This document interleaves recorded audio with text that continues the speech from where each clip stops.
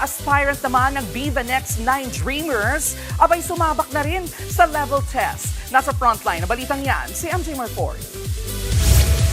Trending ang pinakabagong talent survival show na Be the Next 9 Dreamers. Ang mga aspirant sumabak sa level test ng mga Korean superstar mentors. 무대할 때랑 또 다른 매력을 가지고 있는 친구인 것 같아서 정말 잘 봤습니다. 제 생각인 건데 전체적으로 춤을 너무 깔끔하게 잘 추는 거가 추고 있고 Kung may mga pasado on the first go, meron din namang kailangan pang mag-level up. 연습을 일단은 굉장히 처음부터 많이 해야 될 것 같다라는 생각이 들고요. 네, 지금 굉장히 무대를 봤을 때도 춤에 많이 집중되어 있는 것 같아요.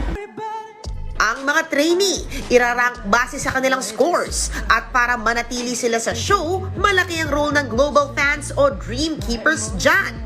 Dahil 50% ng boto manggagaling sa text at online votes ng Dream Keepers. Ang other half naman ay galing sa mentors.